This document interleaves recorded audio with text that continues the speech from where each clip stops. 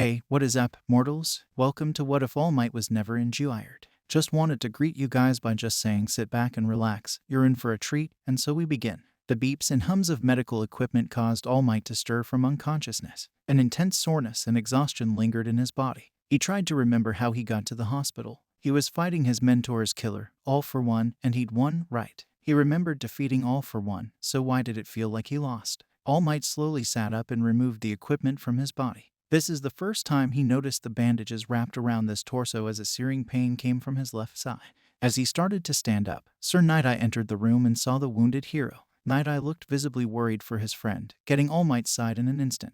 "What do you think you're doing?" "I shouldn't be here, Night-Eye. Everyone's looking for me." All Might moved past Night-Eye and started to leave the room, heavily leaning on the wall and somewhat limping. "Even though your injuries aren't as serious as they could be, everyone will suffer if you continue to go on like this. Find someone like yourself, cheerful, strong, and approachable, and entrust your quirk to them. And who will be the symbol until I find someone like that?" As All Might stumbled from the room, his feet slipped out from under him as he attempted to wander down the hospital corridor. Night-Eye stopped the injured pro by grabbing him from behind. "But you can't smile at all, can you?" letting his sidekick hold him. All Might looked over his shoulder at Night-Eye and noticed his eyes change. "I can't support you if you keep being a hero. Didn't I ask you before not to use your foresight on me? If you keep going like this, my foresight will come true." All Might removed Night-Eye from his back. The injured symbol of peace stood up and began to take more faltering steps down the hall. "All Might, please. If you keep going like this, you'll face off against a villain and die a gruesome death." All Might kept walking, trying to ignore his sidekick's tearful pleas. "I can help you out over here, sir." "Oh, thank you." Toshinori snapped out of the memory as he sheepishly approached the register. It had been 5 years since Toshinori cut contact with his former sidekick. During that time, he discovered that he can transform into a less muscular form. It showed his age a bit more, but the small Might form was easier on his battle scars and made it more convenient to do everyday tasks like shopping or eating out. Currently, he looked less like a pro hero and more like a very athletic granddad. After paying for his sodas, Toshinori left the store and checked his watch. "I'm making good time," he thought. "I might even be early for my meeting with Nezu." Fearful screams rang out. Toshinori turned to the noise. A sludge-like being was running from a shop, paper cash stuck in its gelatinous form. Toshinori glanced at his watch again. "Yeah, I've got time." With everyone's eyes focused on the viscid villain, Toshinori grew taller and more Herculean as he became the familiar persona of All Might. "He will be stopped." The strong voice gained the attention of the citizens around him. "Why? Because I am here." The people cheered as All Might chased after the mucus miscreant. He followed the booger bandit through the streets and down alleyways before All Might saw him slip into a storm drain. All Might found a nearby manhole and went into the sewer system to continue the chase. Although he got turned around in the dark, All Might found the manhole the viscid villain used to return to the surface. All Might punched the manhole cover away and emerged from the sewers. He saw the slimy scoundrel had taken a young boy hostage. "Have no fear. You are safe, now that I am here, that is." The fluid felon attacked the pro hero, which All Might evaded. All Might stood his ground and wound back his fist. Texas smash. The massive wind force tore the mucky malefactor apart, freeing the young boy. After All Might quickly collected the chunks of the syrupy scoundrel, he checked on the young boy's condition. It doesn't look like he was injured, merely knocked unconscious. All Might picked up the green-haired boy as well as the notebook that was open on the ground. While he waited for the young man to wake up, All Might flipped through the notebook. He found the young man's hero studying incredibly well-detailed and rather fanboy-esque. When All Might flipped to an empty set of pages, he autographed the notebook and placed it next to the unconscious boy. He then started to repeatedly pat the young man's face. "Hey, hey, hey." The green-haired boy started to wake up. "Oh, good. Thought we lost you there." The young man instantly freaked out at the sight of the #1 hero. "Sorry about getting you involved in my work. I don't usually make those kinds of mistakes, but you were a big help. Thanks to you, I've captured him safely." The pro hero presented the 2 large soda bottles that held the oily outlaw prisoner. The green-haired boy had been reeling at the surreal moment as All Might pocketed his captive. "Oh, right. An autograph." The young man picked up his notebook and freaked out again at the sight of the #1 hero's signature already on the pages. He thanked All Might repeatedly. "Now, I must be off." The pro hero stretched his legs as he prepared to leave. "Already, pros are constantly fighting crime and time." All Might checked his watch. "And I'm starting to run late." All Might jumped high above the buildings, causing the wind to go wild. The pro hero heard a voice mixed in with the whipping wind. He saw the green-haired boy holding onto his leg. "What do you think you're doing, kid? I'm sorry, but there's something I wanted to ask you directly." Okay. Just close your eyes and mouth. I'll look for a place to land." The young man does as he's told as All Might looks for a safe rooftop. After landing, the green-haired boy does his best to collect himself. What you did was extremely reckless. I know. I'm sorry, but I have something really important I want to ask you, All Might. The pro hero noticed the boy become rather serious yet nervous. Would it be possible for me to become a hero, even if I don't have a quirk? The boy looked scared to hear the response. For a moment, All Might didn't see the meek green-haired boy.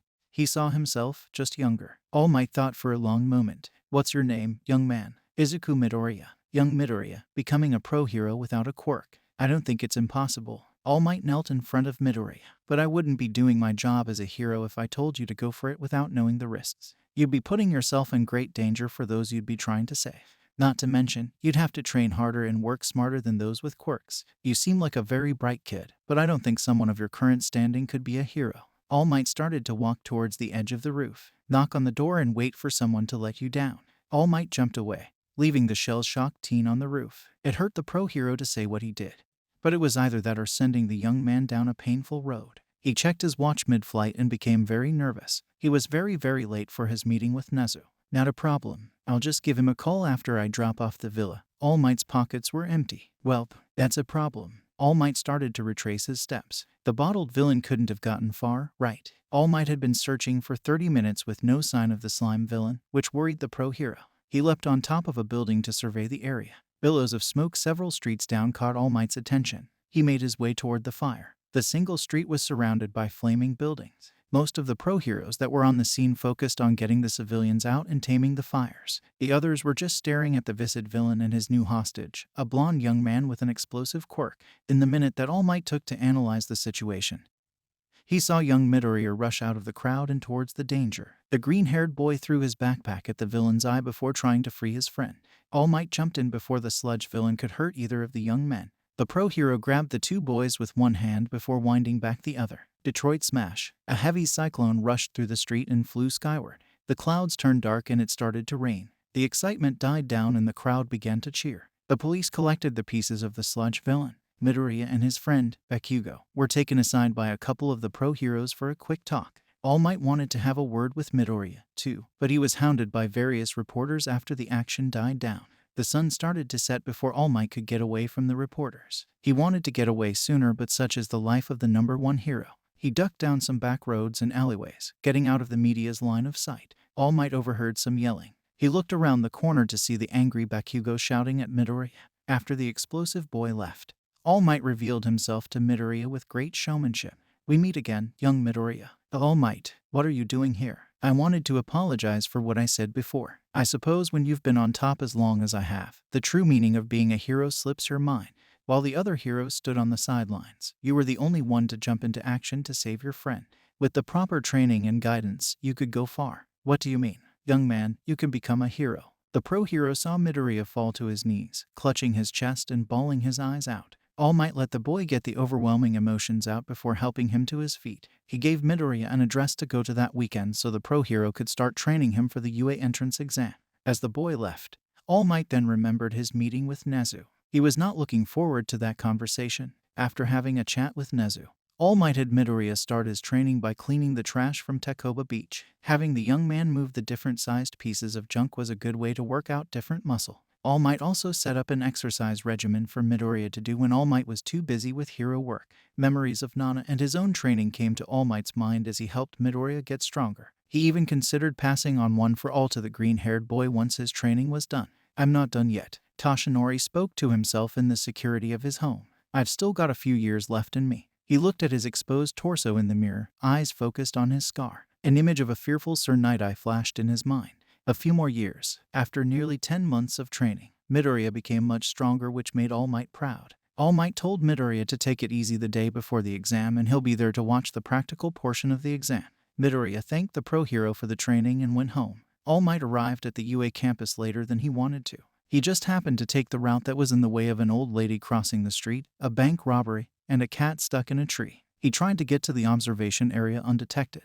What held you up this time, All Might, villains or fans? Eraserhead was the last person All Might wanted to run into. It was a cat in a tree actually. All Might showed a picture of the ash-gray cat to his coworker. The insomniac teacher just looked at the photo for a long moment. Just get in here. Eraserhead entered the room, expecting All Might to follow. The symbol of peace sighed in relief as he entered the observation room. The entire UA staff was present, watching the potential students fight against the villain robots. All Might saw some very interesting quirks. There were those with amplified speed or strength, some that could manipulate objects around them, and some were clearly mutation types. A young man with a bright green mohawk and blades covering his body stood out to the pro hero. No matter what their quirks were, each candidate was fighting their hardest to get into UA. The 0-point robots came out. It seemed like a majority of the exam takers ran from the danger. Some stayed in the danger zone to get more points. All Might saw a young woman get trapped under rubble with a 0-pointer looming over her. Why isn't anyone helping her? All Might felt a nervous bead of sweat roll down his face.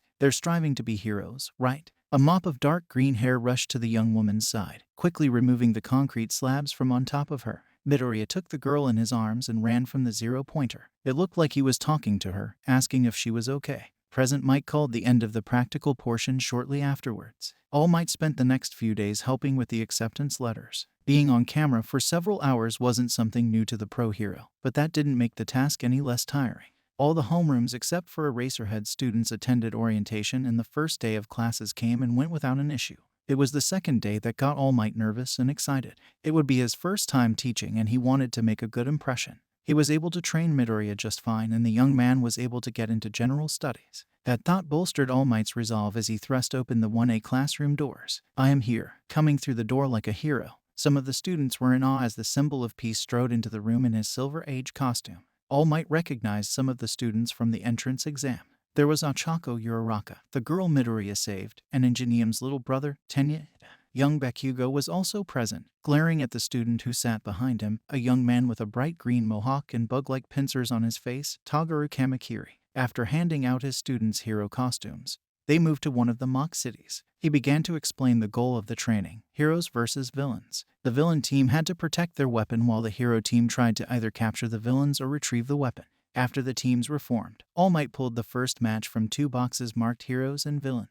Team A will be the heroes and Team D will be the villains. Everyone else will go to the observation room. Uraraka and Kamakiri were Team A and Bakugo were Team D. After the 2 teams got set up, the timer started and the exercise began. Bakugo left Ada in charge of protecting the weapon. Kamakiri and Uraraka snuck into the building from a second-floor window. The hero team snuck around for a few minutes before running into Bakugo. Tension began to rise as Kamakiri and Bakugo glared at each other. "Uraraka, go find the weapon. I'll take care of this guy." "You think you can take me, roach face?" 2 blades came out of Kamakiri's forearms. "Easily, firecracker. Be careful, Kamakiri." Uraraka ran off while the 2 hotheads fought. Blasts and blades clashed, doing great damage to the building. Several lacerations covered Bakugo's body while soot and burns peppered Kamakiri. The 2 boys were starting to get more aggressive with each other. Bakugo held up his gauntlet and was about to pull the pin. "Bakugo, stop this right now. You'll kill him. He'll be alright as long as he dodges." "Young man, if you pull that pin, I'll end the training right now and your team will lose." The threat of failure seemed to get through to the temperamental blonde.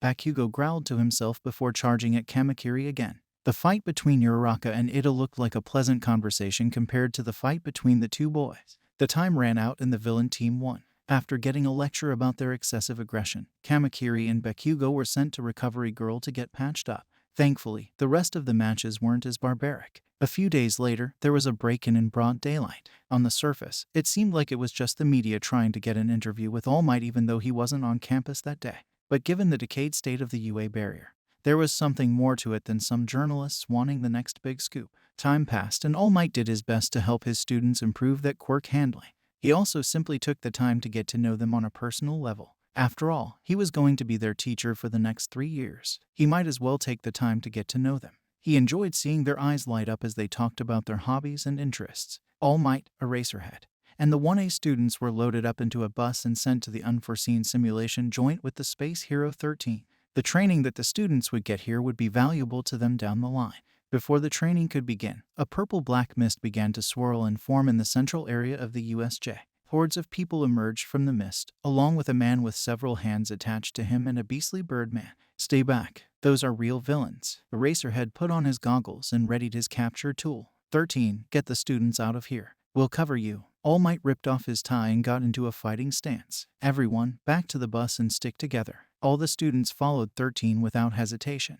Both pro heroes jumped into the fray, taking down half a dozen goons in an instant. Eraserhead kept his attention on those with emitter and transformation-based quirks while All Might handled the more mutation-based criminals. The unlikely duo easily took down the mob, only just barely breaking a sweat. All Might and Eraserhead focused their attention to the Hand-Man. "What are you planning to do here, villain? My name is Shigaraki and I'm here to watch you die." "All Might, my Namu here was designed to kill you and that's exactly what it'll do." The beastly Namu dashed at All Might and attacked. All Might was forced back several yards from the sheer power behind the punch. The number one hero and the animalistic Namu continued their brutal power struggle while Eraserhead fought against Shigaraki. Each punch All Might drove into the Namu's body seemed to have minimal effect, while each of the monster's attacks hit harder than a runaway train. "This is going nowhere fast. This thing must have some kind of absorption quirk plus super strength." The Numo grappled All Might, its massive hands digging deep into the pro hero's side scar and breaking bones in the process. All Might screamed in agony. From the corner of his eye, All Might could see Eraserhead. His ally's left arm looked half decayed while a deep cut bled under his right eye. Shigaraki also looked beaten up, but the hand villain still stood confidently as the dark and wispy villain appeared at his side. Gunshots rang out, landing hits on Shigaraki's limbs and the Namu's head. All Might broke free from the Namu's grasp and looked in the direction of the gunshots. All of the UA teachers had arrived to help out, thanks to the efforts of Class Rep.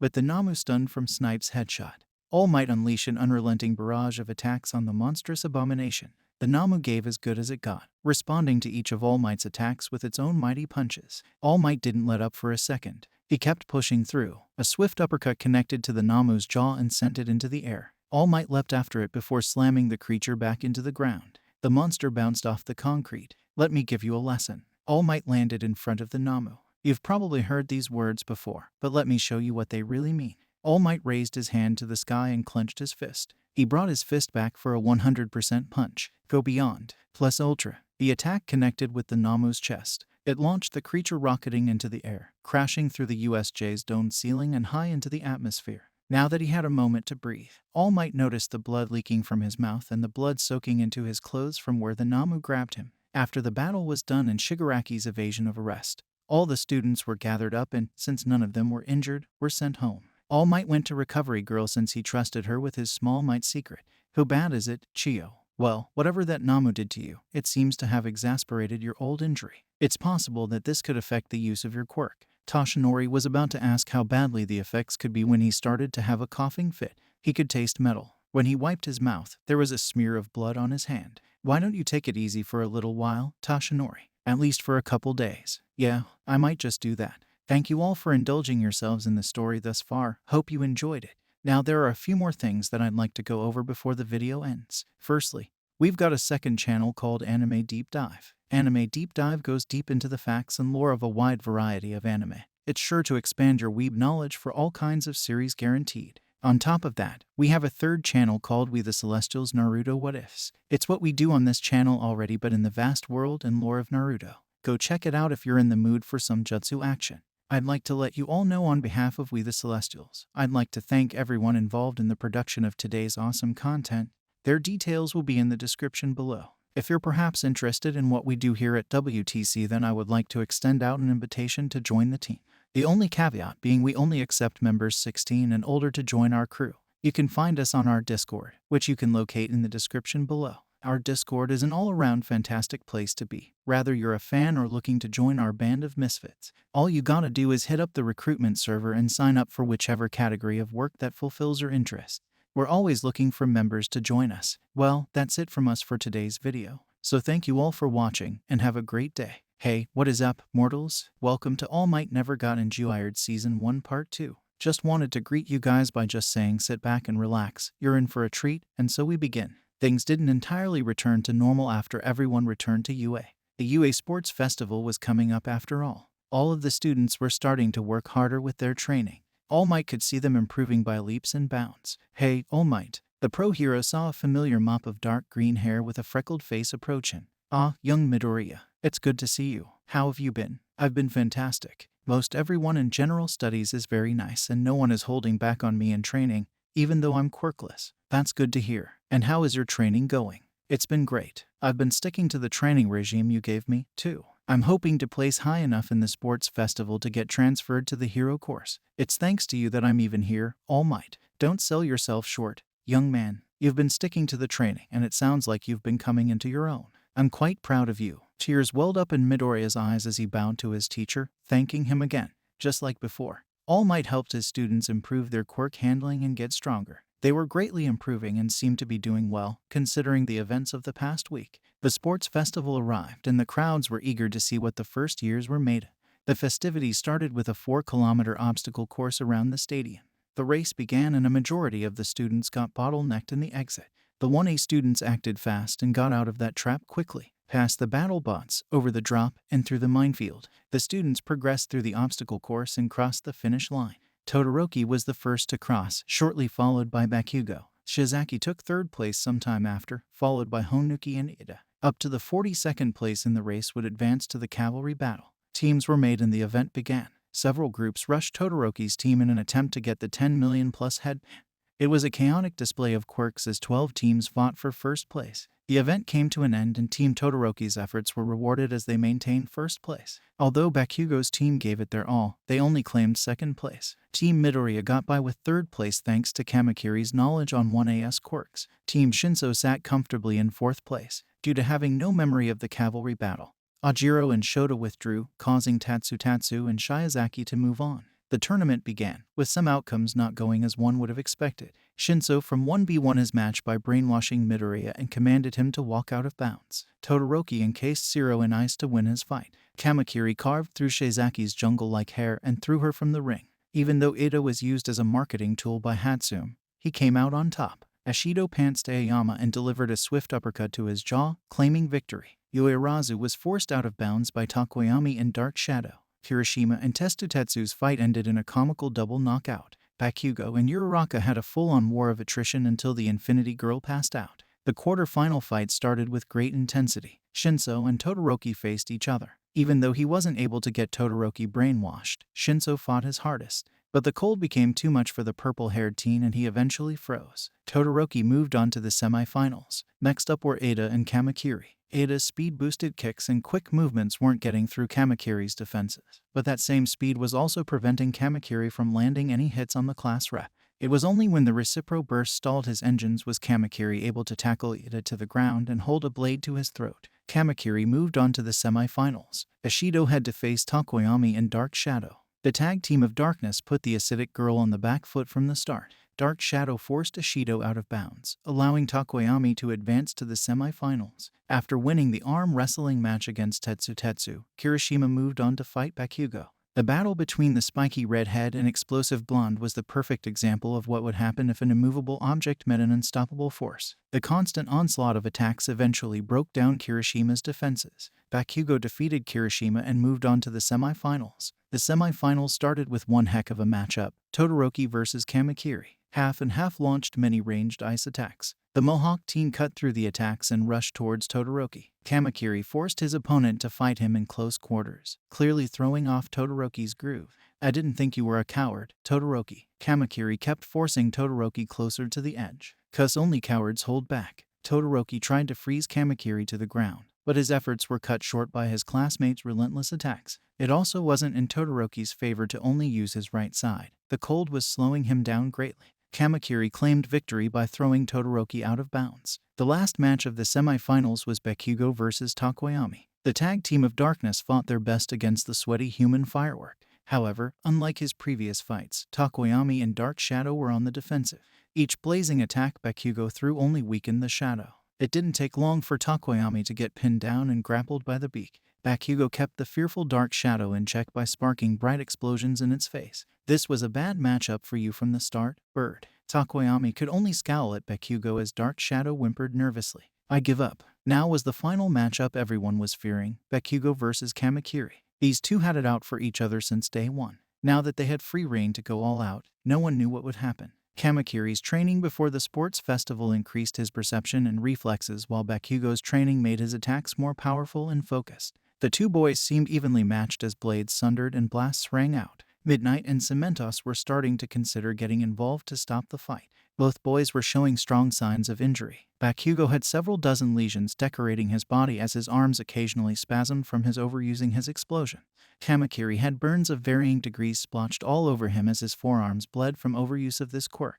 The fighters were breathing heavily, their legs quaking from fatigue. "You ready to give up, firecracker? In your dreams, roach face." Just as Bakugo explosion boosted forward for another string of attacks, Kamakiri retracted his blades and raised his hands in surrender. "I give up. I'm too worn out to continue." Kamakiri sidestepped the dumbfounded Bakugo's blitz as Midnight proclaimed the blonde the winner. "What the hell? You can't just give up." "I just did. What you gonna do about it?" Screaming profanities, Bakugo tried to attack Kamakiri but was quickly put to sleep by Midnight's quirk. After a break to heal the injured, the awards ceremony began. Todoroki and Takoyami stood together on the third-place pedestal. Kamakiri, who was wrapped in several gauze and bandages, stood proudly on the second-place pedestal. Then there was the ferocious king of the mountain. Chained and muzzled to the first-place pedestal was Bakugo. He thrashed around wildly against his restraints. All Might made his presence known with a hearty laugh as he leaped to the central area of the arena. He began to hand out the medals, starting with third place. "I'm proud of you too.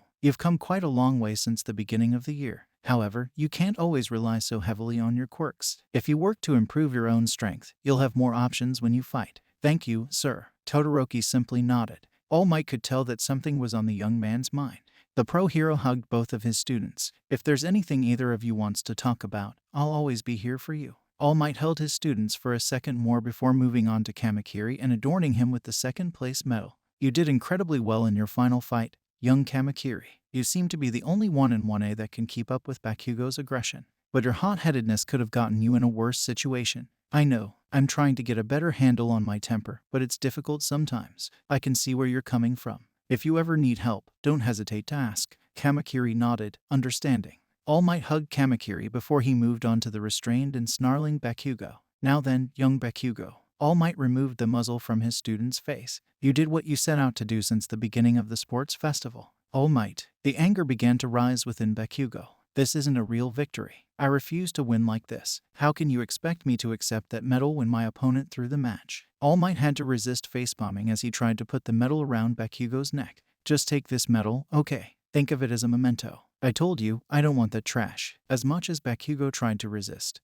All Might managed to get the medal to hang from Bakugo's mouth. All Might took that small victory. Confetti started to fly and the crowd cheered as the sports festival came to a close. All Might, in the guise of Toshinori, returned home after the long day. He turned on the news for some background noise as he started making some dinner. He was just about to sit down to eat when the broadcasted tragedy came to his ears. The pro-hero Ingenium had an exchange with the hero killer Stain and Hasu and was nearly killed. The hospital he was admitted into wasn't giving any detail, but from what was known about Stain's past victims, Toshinori feared the worst. He also feared for Ada. How would his student react to almost losing his brother? Toshinori imagined a violent torrent of anger, pain, and despair flooding the young man's mind because that's what he felt after losing Nana. Ada will need the support of someone that knows what he's going through, but what could I say that will help him? That thought plagued Toshinori's mind for the next few days. It was only when the students were getting ready to leave for their internships did All Might make his move. "Young Ada, could I borrow you for a moment?" "Of course. How are you holding up? After everything with your brother?" "I'm fine, All Might."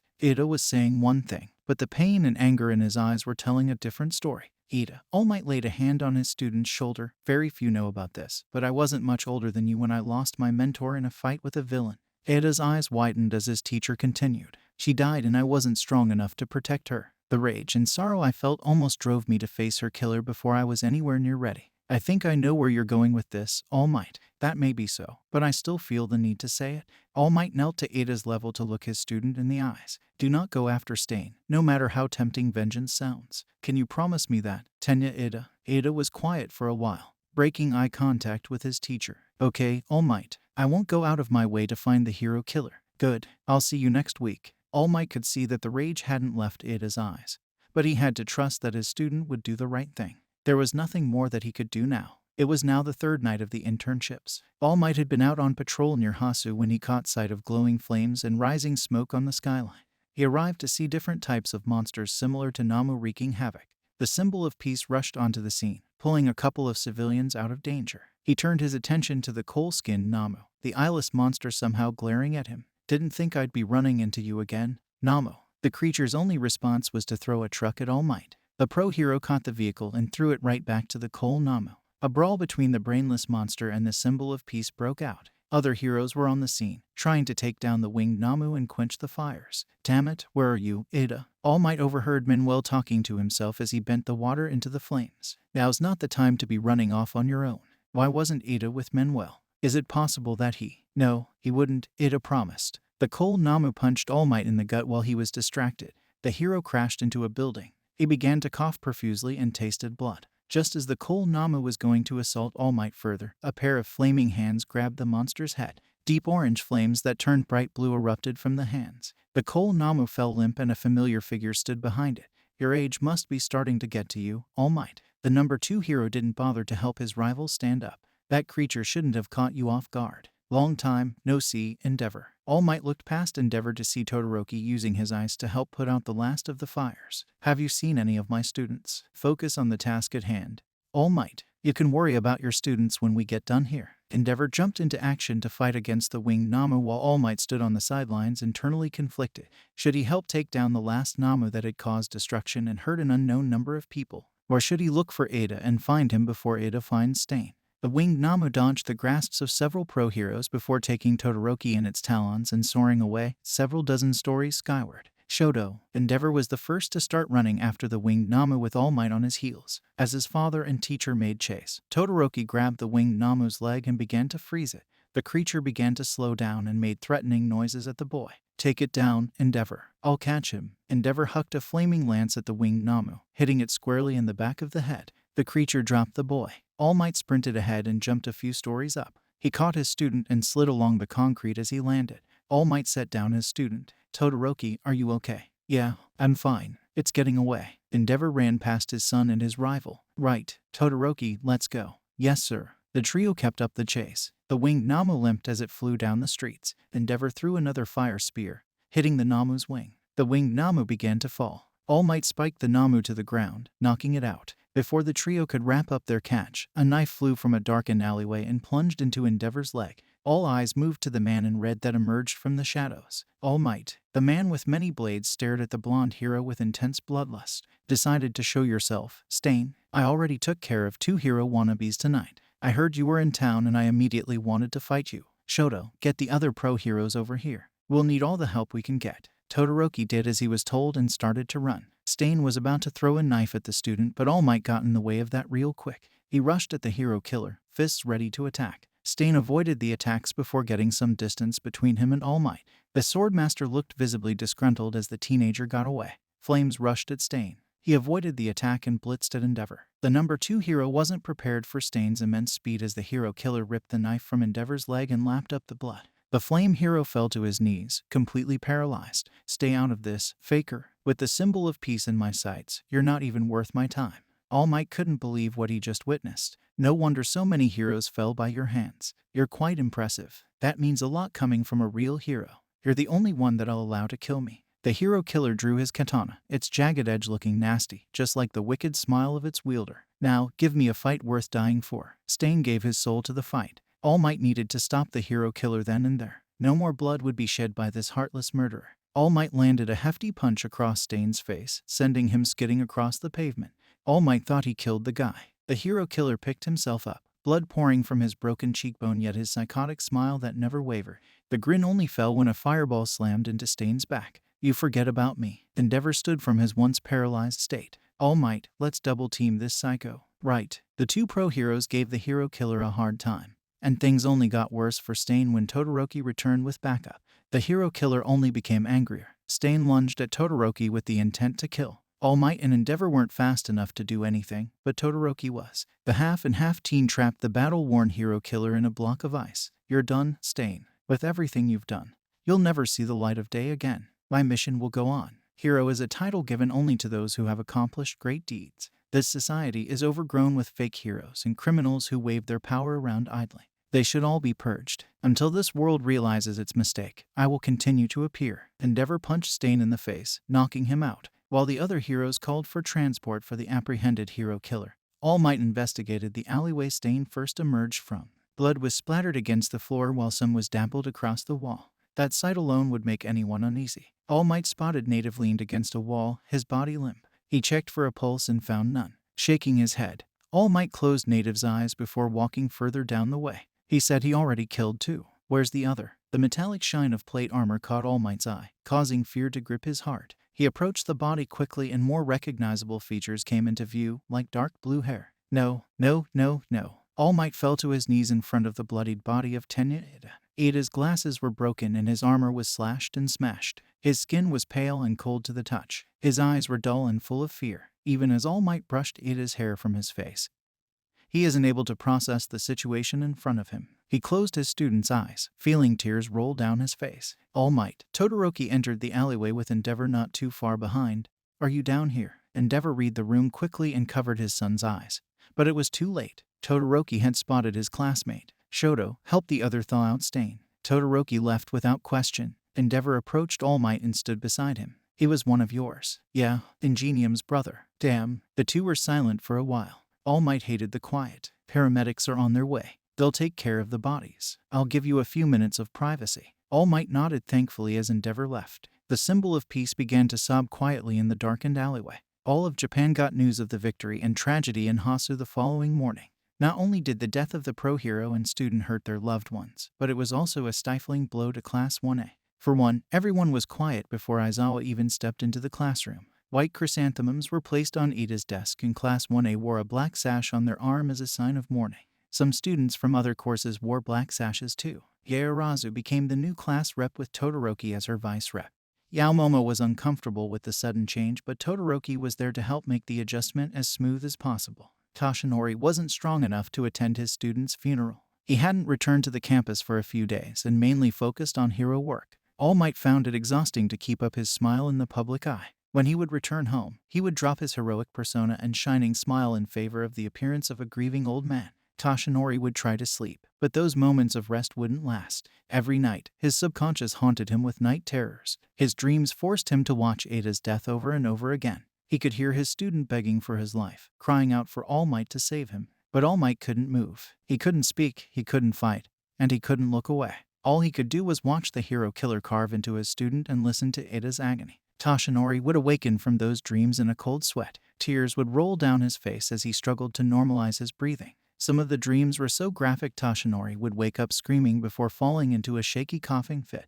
By the time he would calm down, he would taste copper. He would feel splattered blood in his hands and the warm fluid running down his chin. His old injuries were getting worse. Thank you all for indulging yourselves in the story thus far. Hope you enjoyed it. Now there are a few more things that I'd like to go over before the video ends. Firstly, we've got a second channel called Anime Deep Dive. Anime Deep Dive goes deep into the facts and lore of a wide variety of anime. It's sure to expand your weeb knowledge for all kinds of series guaranteed. On top of that, we have a third channel called We The Celestials Naruto What Ifs. It's what we do on this channel already but in the vast world and lore of Naruto. Go check it out if you're in the mood for some jutsu action.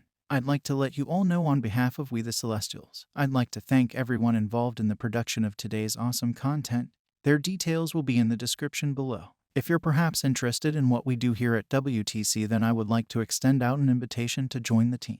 The only caveat being we only accept members 16 and older to join our crew. You can find us on our Discord, which you can locate in the description below. Our Discord is an all-around fantastic place to be. Whether you're a fan or looking to join our band of misfits, all you gotta do is hit up the recruitment server and sign up for whichever category of work that fulfills your interest. We're always looking for members to join us. Well, that's it from us for today's video. So thank you all for watching and have a great day. Hey, what is up, mortals? Welcome to Season 1 Part 3 of What If All Might Never Got Injured. Just wanted to greet you guys by just saying sit back and relax. You're in for a treat, and so we begin. All Might returned to UA the day of the semester finals. He got the synopsis of the practical portion from Principal Nezu, the students with a handicap versus the teachers. All Might also heard that there was some debate as to what to do with 1A's open seat. A 1B student had asked if he or a classmate would be transferred. The number 1 hero was glad to hear that no one would be moved for the time being.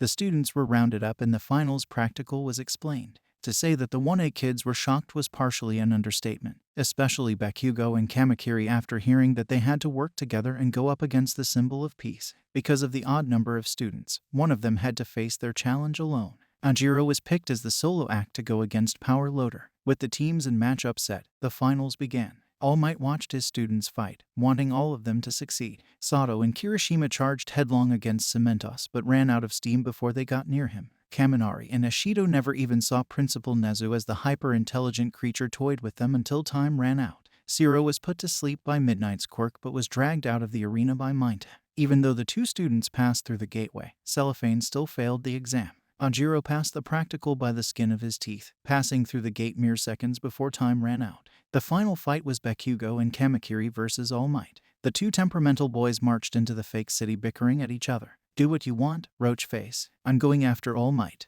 That's not a fight you could win, Firecracker, even if we worked together. Who said I even needed your help? You think I wanted to be paired up with you? Let's be smart about this and focus on getting through the gate. I didn't think you were a coward, Roach Face. Kamakiri clenched his fists. And before the bladed teen could retort, a mighty wind force crashed into the boys as it destroyed buildings and structures along the main street. They were thrown to the ground as dust and smoke obscured their vision. If you think this is just an exam, you'll regret it. All Might walked towards them through the clouds of debris, his signature smile giving off an intimidating presence. I'm a villain now, heroes, so come at me with everything you've got. The heroes in training stood their ground. Bakugo blasted his stun grenade and rushed at All Might only to get his face grabbed, even as the explosive blonde continued to blast his opponent. The number one villain remained mostly unfazed. All Might threw the boy into the pavement. Kamakiri rushed at All Might, blades sticking out of his forearms and shins. He slashed and attacked his teacher, not surprised that his blades weren't landing. Get up, Bakugo. We're retreating. Like hell I am. Bakugo peeled himself from the pavement. He unleashed a large blast at All Might even though Kamakiri was in the way. The green-haired teen jumped out of the way as the attack rang out. The explosion didn't even scratch All Might. The symbol of peace grabbed the blonde's arm and threw him through a window. A blinding light shined into All Might's eyes. Kamakiri was reflecting sunlight off his blades. He sprinted past the now blinded All Might, throwing dirt into the older man's face before grabbing Bakugo and running away. By the time All Might cleared his vision, his students were out of sight. Put me down, Roach Face. I can still take him. Kamakiri tossed Bakugo off his shoulder and glared at him. You selfish, reckless, egomaniac. I swear, you're going to cost us the entire test. At least I was actually doing something. Yeah, you made a real good impression on the asphalt. The two boys argued for a while. Meanwhile, All Might hunted down his students, his mind unfocused. His thoughts drifted to questions curated by his self-doubt, swirling like a riptide. All Might's chest spasmed as a coughing fit overcame him. He coughed into the back of his hand, a smattering of red landing on his skin. Back on the side street, Bakugo and Kamakiri still aren't seeing eye to eye. I'm going to beat All Might. Bakugo started to walk away, so don't try to stop me. A broadsword-like blade stabbed into the wall next to Bakugo's face. The blonde's eyes followed the blade's edge. The cutlass emerged from Kamakiri's palm. Did it ever cross your mind that I want to fight him too? Kamakiri looked like he's about to explode with anger, but kept it in check. It would be awesome if we could take All Might down, but we can't do that if we want to pass this exam. He's number one for a reason. The blade retracted into Kamakiri's hand. Our only option is to pass through the gate and, thankfully, only one of us needs to make it through. With your quirk you're faster than me so you're going to have to make a run for the gate. And what are you gonna do? I'll distract All Might, so you can take the glory. This isn't about glory. It's about cooperating with each other for once, passing this trial and to get one step closer to become heroes. So get your head out of your derriere and be a team player for once. Bakugo rolled his eyes. Fine, we'll try things your way. However, the moment I see an opening, I'm taking down All Might. Fine. The reluctant teammates snuck out of the alleyway with Kamakiri leading the way. They spotted All Might across the street, lost in thought. Bakugo used the buildings as cover as he moved towards the exit. Kamakiri unsheathed his forearm blades and rushed at All Might. Had All Might not heard the boy sprinting towards him, the attack would have landed. The mantis-faced teenager tried attacking from every angle, darting around the pro as fast as he could. Kamakiri was just lucky enough to leave a few small scrapes. All Might was having a hard time landing any hits either. It was only when All Might caught onto his student's attack pattern was he able to catch Kamakiri off guard. Kamakiri used his blades to block the punch, but at a price. All Might's fist made contact. Kamakiri screamed in pain as his blades broke into pieces as he was knocked to the ground. His arms were spasming as the broken blades tried to retract, only to stop and return to their fully extended state. Kamakiri hadn't felt such violent pain before in his life. He tried to get up and fight, but found it hard to move. Seeing his student writhing in pain brought up memories in All Might's mind. His eyes dilated as his night terrors resurfaced. The number one villain developed a 1,000-yard stare. Bakugo stopped running after hearing Kamakiri's agonizing wail. Seeing All Might was standing there slack-jawed, Bakugo was going to stick to his word. The blonde student explosion boosted towards All Might before he released a heavy-duty blast. All Might was launched into an already damaged building. Kamakiri got his feet under him again, but was still in a lot of pain. You should stay down, Roach Face. All Might's mine. Kamakiri watched Bakugo pursue All Might. He glared after his teammate before looking towards the exit. Several explosions rang out, followed by a building crumbling. Screw this. Kamakiri ran from the battle. After being assaulted by multiple explosions from all sides, All Might was shaken from his stupor. Bakugo went in for another attack. All Might struck at his student, shattering one of his gauntlets. You caught me off guard, young Bakugo, but it won't happen again. Even though his target was right in front of him, Bakugo didn't see All Might coming. The symbol of peace punched the young man in the gut. The force was enough to make the young man throw up as he crashed through a wall. Bakugo struggled to pick himself up as All Might casually approached him. Aiming his last gauntlet at All Might, Bakugo pulled the pin. The following explosion sent out massive shockwaves, causing the ground and buildings to quake. Some compromised structures fell from the force. The smoke cleared and All Might was still standing there, unflinching and only slightly damaged. The pro hero blitzed at his student again and shattered the last gauntlet. Bakugo relentlessly blasted All Might with progressively bigger explosions. The clear overexertion of his quirk quickly caused his arms to sear with pain. All Might grabbed his student's forearms and slammed him into the ground. Bakugo gasped in pain before being thrown into another building. The young man was winded and sore. He pulled himself to his knees as All Might loomed over him. It's a shame you couldn't work with your partner. You two would be a force to be reckoned with if you could only cooperate.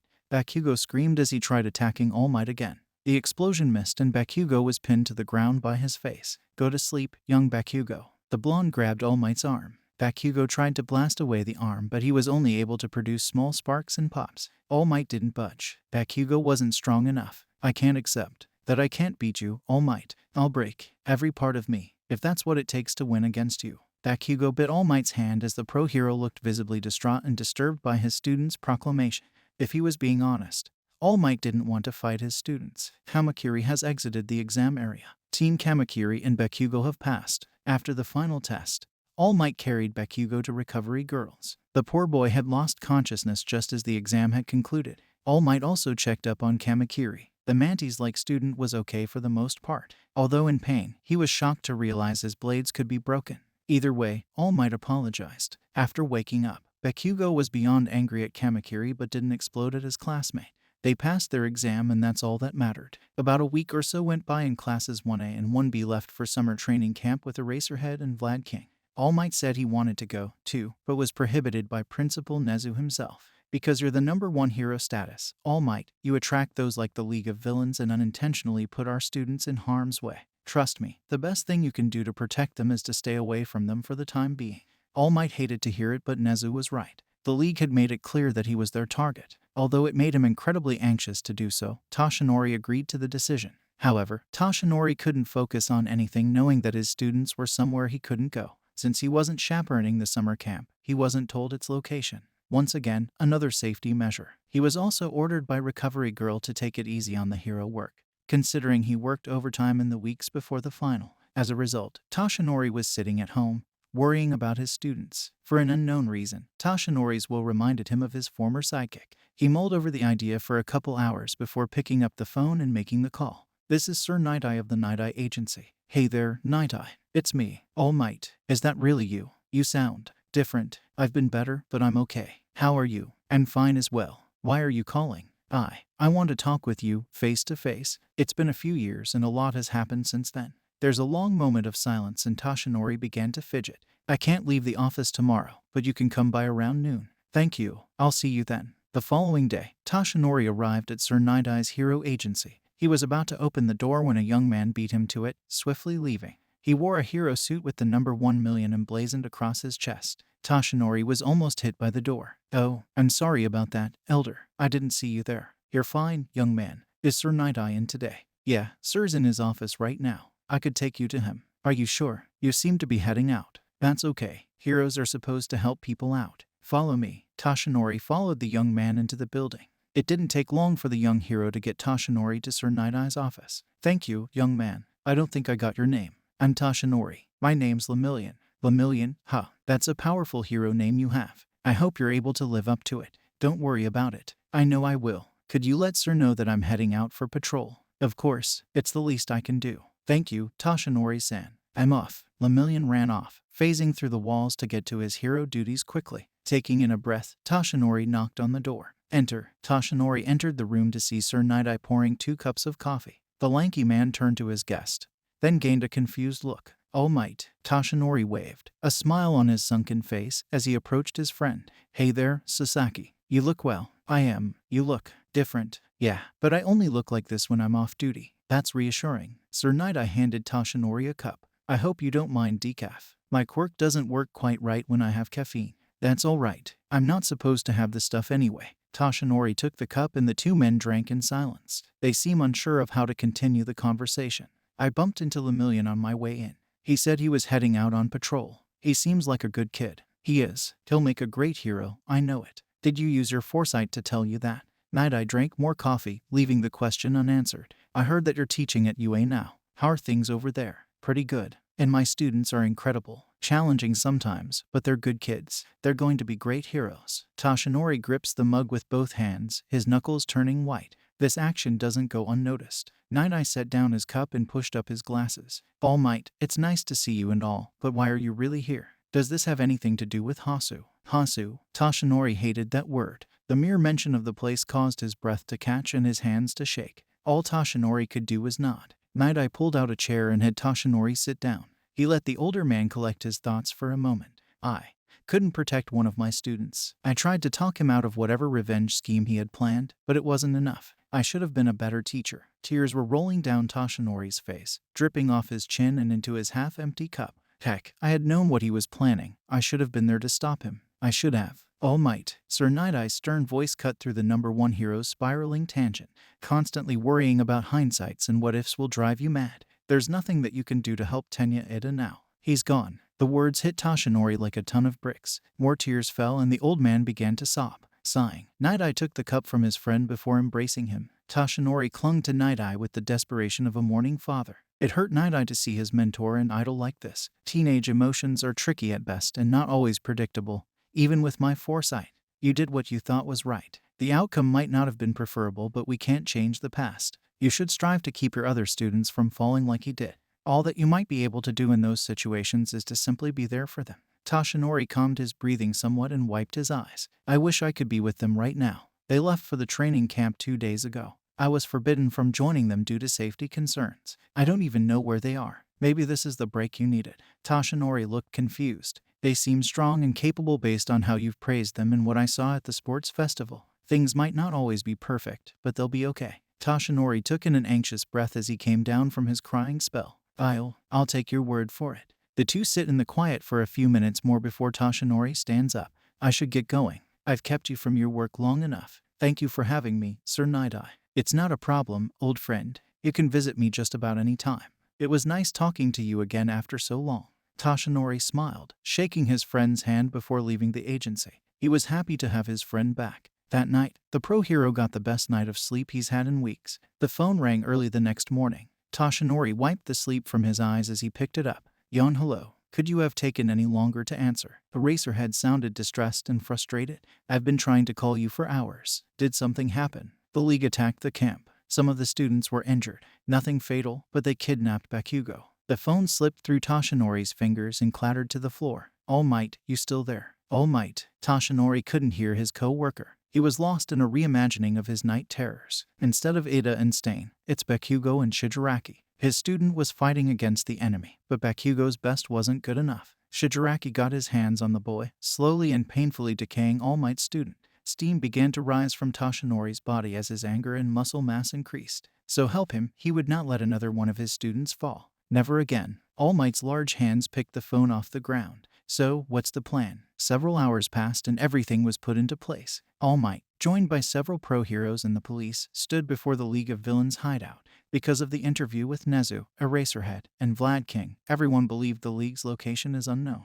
Detective Tsukachi gave the signal for everyone to move in. All Might lead the charge, smashing through the brick wall. Kamui Woods restrained everyone with his lacquered chain prison. Ed Shot and Gran Torino knocked out Kurogiri and Dabai.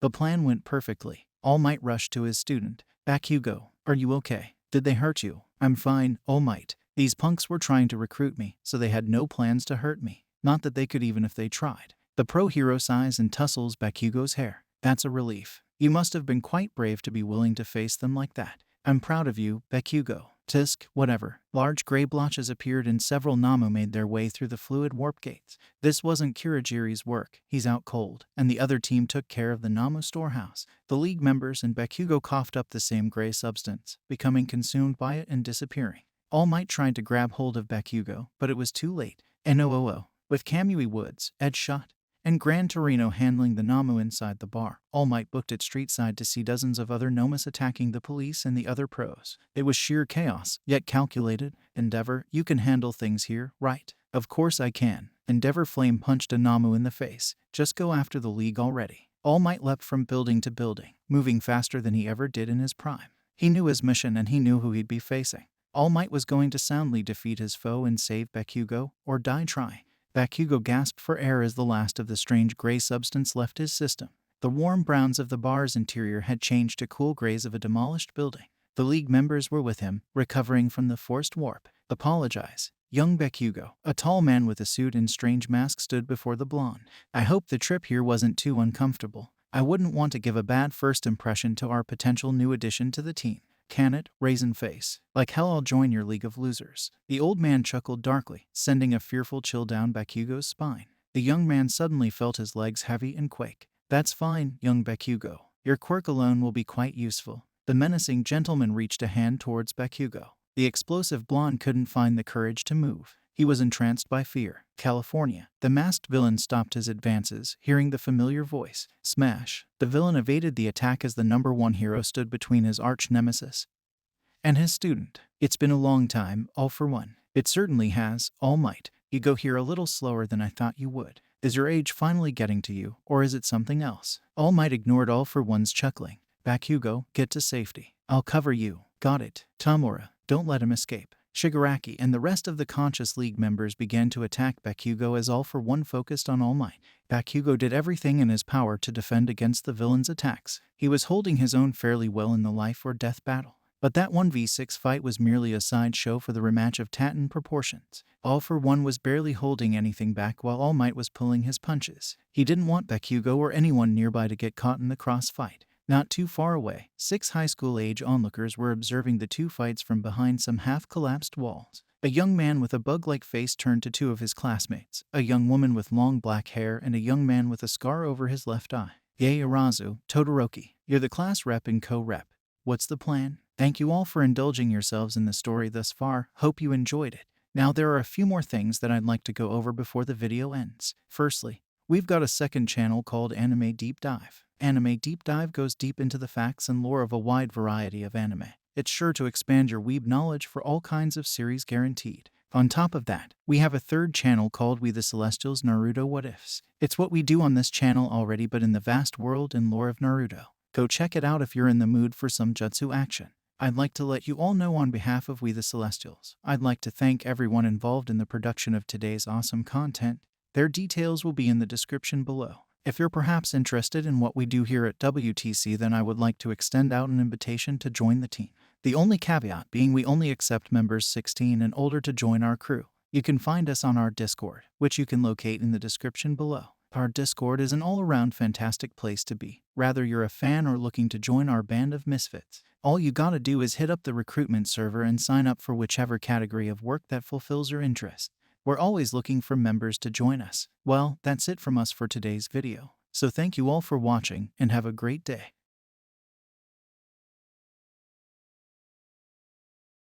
Hey, what is up, mortals? Welcome to Season 1 Part 4 of What If All Might Was Never Enjuired. Just wanted to greet you guys by just saying sit back and relax, you're in for a treat, and so we begin. The beeps and hums of medical equipment caused All Might to stir from unconsciousness. He could taste oxygen as he started to feel a mask on his face, noticing his breathing sounds damp and haggard. Even though painkillers were being administered into his body via IV drip, he felt very sore as a lingering pain pulsed throughout his left side. The echoing remains of the worst headache of All Might's life were only just noticeable. The fluorescent lights overhead stung his eyes, causing him to quickly regret opening them. Once his eyes had adjusted to the light, the pro hero sat up slowly and looked at the source of his pain in his side. Numerous gauze and bandages were wrapped around his torso, with some of the bandages wrapping over his shoulder for support. When All Might raised his right arm to nurse the mild pain in his head, he found his arm to be a bit heavier than normal. Most of his hand and entire forearm were wrapped snuggle in a red and blue cast. All Might remembered how he got into this situation. He defeated All for One for keeps this time, and Bakugo was rescued. The pro hero was going to have a few words with his students about their unlawful hero work, but for the moment, none of that mattered. All of his students were safe and Nana was finally avenged. All Might relaxed into his hospital bed, sighing constantly and closing his eyes to get some much-earned rest. A handful of hours passed before the door opened. Gran Torino, Recovery Girl, and Sir Night-Eye entered just as All Might was waking up again. The injured hero smiled at his friends and co-workers. He was about to greet them but only yelped as Gran Torino whacked him with his cane. Gosh darn it, Toshinori, why didn't you wait up for me? I was going to help you face All for One after I got done with helping take care of that Namu swarm. How was I supposed to know you were going to back me up? One of my students was in great danger and I had no time to lose. Oh, another strike from the old man's cane hit All Might's cast-covered arm. Even with the injuries the number one hero was sporting, Gran Torino didn't hold his frustration back against the injured hero. Don't you sass me, you antsy whippersnapper. Did you really think I was going to let you face your arch-nemesis alone? What kind of hero do you take me for? If I had been there, you might not have been stabbed through the guts. I swear, you are just as reckless as you were 5 years ago when you last fought All for One. You weren't as lucky this time. You could have died and your victory would have meant nothing. Not to mention that the legacy of One for All would have died with you. Poor Nana would be rolling in her grave if that were to happen to you. More angry old man noises. Oh, hush you, old man. Recovery Girl smacked Gran Torino's arm with her own cane. He's in enough pain as is. If you end up worsening his condition, you'll have to answer to me. Crazy old broad. Gran Torino spoke under his breath, but was still heard by the snide remark. She smacked Gran Torino again before returning her attention to her patient. All Might relaxed into his small might form and let Recovery Girl readjust his bandages and reset a new cast before she examined the pro hero and looked over the charts. Toshinori wasn't feeling very confident about what was written on the clipboard as the old woman flipped through the pages, her expression looking very disheartened. Recovery Girl read off the main information from the charts that Toshinori needed to know. He had been unconscious for a couple weeks due to the severity of the injuries, the blood loss, and the medication. The damage done to the symbol of peace was severe. Half of his left lung and his whole stomach were injured beyond repair, so they had to be surgically removed. The surgery left behind dramatic and horrible-looking scarring, far worse than the first time he fought All for One. Toshinori had also taken a heavy hit to his head. Thankfully, all the damage was on the surface. There wasn't a concussion or any internal damage to speak of, which was a miracle in and of itself. Then, of course, there was the broken arm. The force from the United States of Smash had pushed his body further than it had gone before. There were a total of 3 compound breaks within the bones, 2 on the radius bone and 1 on the ulna. The bones in the palm of his hand also had a few stress fractures. Had those bones shattered or broke completely, Toshinori's hand might not have functioned the same way again. According to these results and from what I can see, it's clear that the limit on your hero form has been greatly reduced. You can probably only do hero work for anywhere between 6 to 4 consecutive hours. And that time could become much shorter depending on how much power you use while being All Might. And, not to mention, your overall strength will probably be affected by the injuries too. Toshinori didn't focus his thoughts or eyes on anything in particular as he was given the life-altering news. He knew that he would have to retire from hero work eventually, whether it was due to his injury or simply by old age, but he didn't really expect that it would have been cut short like this. His eyes eventually landed on Sir Night-Eye, who had been silent the entire time. There was a pained expression in the former sick Kick's eyes. Recovery Girl, Gran Torino, could I speak to All Might privately for a while? Gran Torino was about to go on another angry lecture, but Recovery Girl gave him a cold look, causing the old man to go silent. The elder heroes quickly left the room, closing the door behind them. Sir Night-Eye pulled up a chair to Toshinori's bedside. The younger pro hero did his best to smile at his friend. Toshinori chuckled to himself.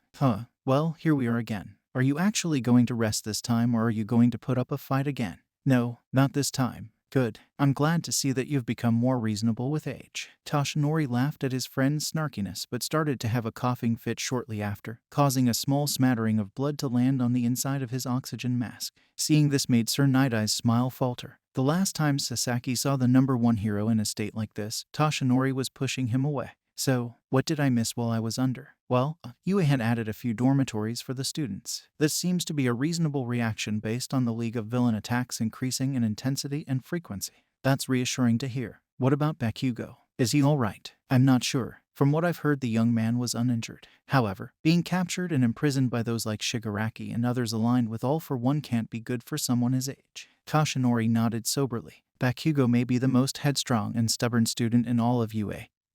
He's not invulnerable. There's only so much stress and trauma someone can take before something breaks. Toshinori feared for the current standing of Bakugo's mental and emotional state. I'll have to speak with him once I'm well enough to leave, see how he's doing. And the students that pulled him from the danger, too. Even though their plan was clever and well executed, they'll still be in some sort of trouble. But I'll go easy on them. Sir Night-Eye nodded silently, unsure of what else to say. The two pro heroes sat awkwardly in the mostly quiet room, listening to the sounds of the heart monitor and other machines. Both of them knew what they needed to discuss, but Toshinori wanted to delay that conversation, if only for a few more minutes. Those few short hours in your hero form. Sir Night-Eye also seemed hesitant to talk about it too. They're only going to get shorter as time goes on, Toshinori. I've guessed as much, considering how it occasionally hurts just to breathe. Toshinori started to have another coughing fit, causing more blood to splatter into his oxygen mask. His hand instinctively clutched onto the mask as his body convulsed. Sir Night-Eye winced quietly at the sight as he handed Toshinori a glass of water. Gran Torino was right about one thing. Had I died after defeating All for One, everything that my mentor and those before her stood for would have been lost. I should probably find a successor soon. Toshinori removed his mask and he drank the water as his friend started to speak. Not to mention the ardent fear and panic that would spread from that tragic news. It would be the perfect chaos for the League of Villains to utilize and do more harm. Since you're employed at UA, finding a successor shouldn't be too difficult. I know a small handful of students that would make for the next great symbol of peace. It might not be as easy as you think, given how incredible all of the students seem to be. However, it sounds like you have someone in mind, Sasaki. A shade of red came to Sir Night-Eye's face as he was caught off guard. He adjusted his glasses as he took a breath to calm himself. Why yes, actually, I would personally recommend Mirio Tagata. His hero name is Lemillion. I may have mentioned this about him before, but he's a third year at UA, part of the Big Three, and he's been working with me and Bubble Girl for some time now. He's done a lot of good work and has great potential, but if you have a different choice in mind, I won't fight you about it. It's your choice and your quirk, after all. He's definitely a good kid. Very optimistic and charismatic, but I believe I already have someone else in mind. Who do you have in mind? Another one of the Big Three. He's a first-year student, actually. A young man that I had met several months before the school year began. I trained him and prepared him for the entrance exam. He was a weakling with big dreams when he started, but he's got a hero's spirit and is stronger for it now. I would be surprised if you haven't heard of him. Is he one of the hero course students? It sounds like you're describing Bakugo or someone else in the 1A class. He's not in 1A. He's in general studies, actually. Hitoshi Shinso is the only one I've heard of from that class. He also has great potential, but I think Aizawa has taken a liking to training him from what I've heard. Sir Night-Eye had no words to say as confusion was clearly on his face. A soft smile came across Toshinori's face, amazed that he was able to stump his dear friend. The young man's name is Izuku Midoriya, and he's UA's first quirkless student. Thank you all for indulging yourselves in the story thus far. Hope you enjoyed it.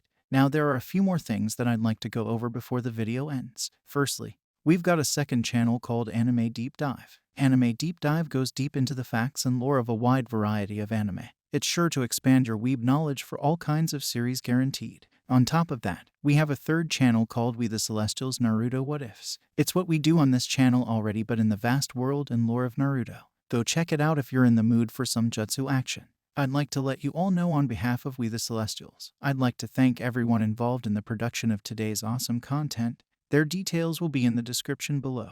If you're perhaps interested in what we do here at WTC, then I would like to extend out an invitation to join the team.